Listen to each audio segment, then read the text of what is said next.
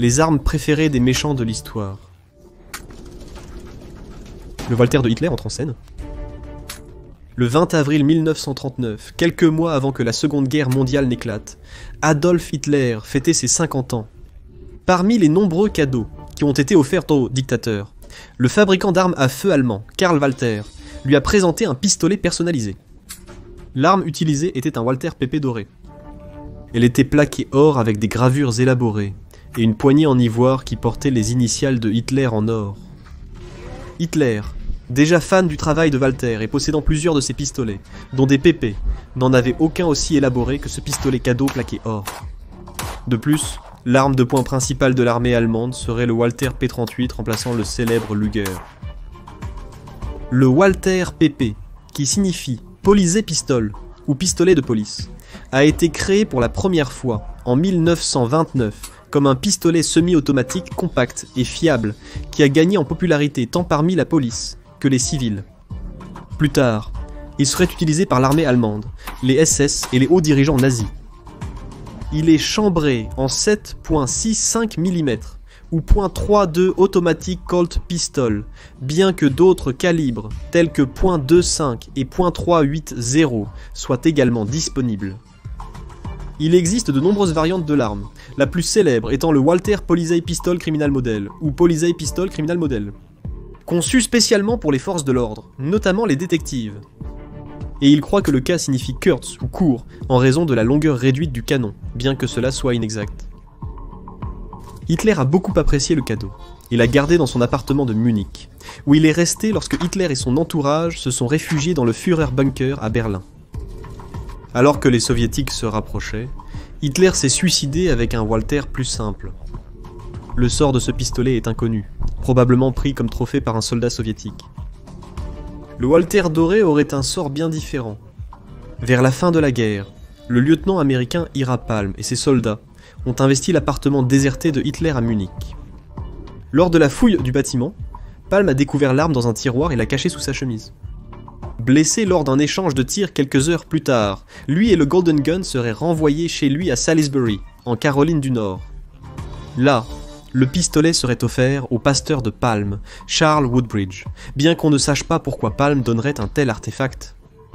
Le pistolet, volé lors d'un cambriolage en 1947, réapparaîtrait des années plus tard à Wichita, au Kansas.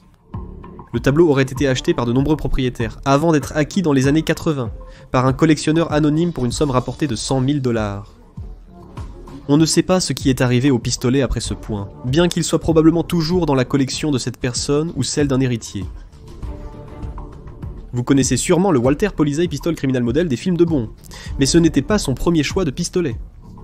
Dans les premiers romans, écrits par Ian Fleming, il utilisait un Beretta 418.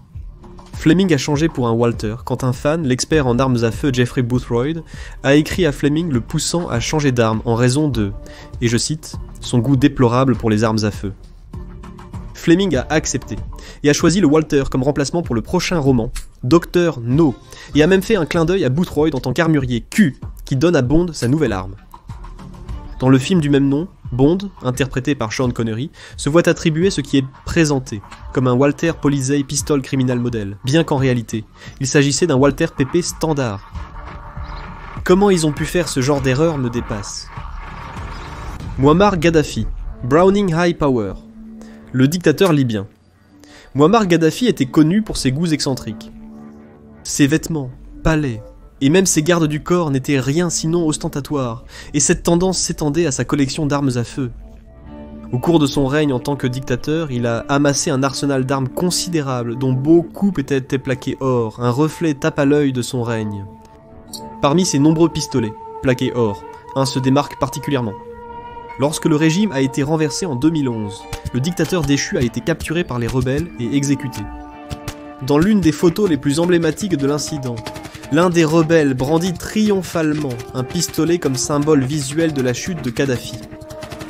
Le pistolet était un Browning High Power doré, une arme à feu populaire qui est en service dans les armées et les forces de police du monde entier depuis le milieu des années 30. Cette arme particulière était chambrée en 9 mm parabellum et elle était plaquée or avec une gravure florale élaborée. Sur les poignées en bois se trouvaient des emblèmes dorés, L'un, un portrait de Kadhafi lui-même d'un côté, et l'emblème de la brigade Kamish, une unité militaire directement loyale à Kadhafi, de l'autre. Le pistolet a été ramassé par Mohamed El Bibi, qui était alors un combattant de la liberté de 17 ans. Il a eu l'arme en sa possession depuis ce temps, et a été contacté de nombreuses fois par des acheteurs potentiels qui offrent l'équivalent de millions de dollars pour le Browning doré. Jusqu'à présent, il a refusé, craignant que de nombreux acheteurs potentiels soient des loyalistes de Kadhafi cherchant à se venger. AK-74U. Osama Bin Laden, le leader d'Al-Qaïda, connaissait bien le pouvoir de la propagande et a largement utilisé des images soigneusement choisies tout au long de sa carrière. Bien qu'il ait été le cerveau de l'organisation, et non un combattant de première ligne, il était souvent photographié avec un fusil à proximité. Au premier coup d'œil, cette arme, un AK-74U, semble discrète comparée aux armes à feu personnelles ostentatoires des autres. Mais ce choix a plus de sens qu'il n'y paraît.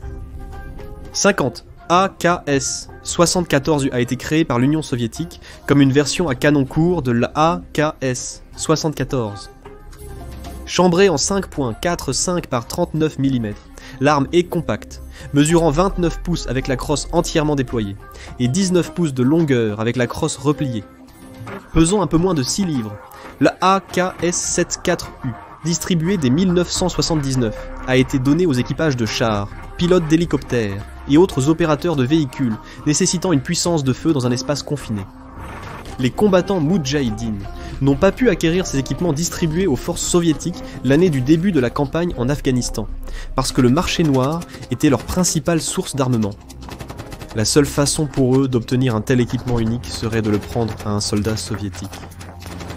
Les AKS-74U étaient distribués aux équipages de chars et d'hélicoptères, donc en posséder un signifiait avoir détruit l'un de ces véhicules. Même aujourd'hui, des années après l'invasion soviétique, c'est toujours un puissant symbole de statut, dont Oussama Ben Laden était que trop conscient. Ben Laden a été vu avec un AKS-74U sur de nombreuses photos, appuyé contre un mur à portée de main. On ne sait pas s'il a acquis l'arme au combat, ou s'il l'a simplement acheté plus tard, mais la valeur symbolique ne peut pas être surestimée. En montrant une telle arme, il se comparait à un combattant moudjahidine pendant l'occupation soviétique de l'Afghanistan, et utilisait cette imagerie pour rallier le soutien. Nous ne savons pas vraiment si Osama Bin Laden a réellement combattu avec son AKS.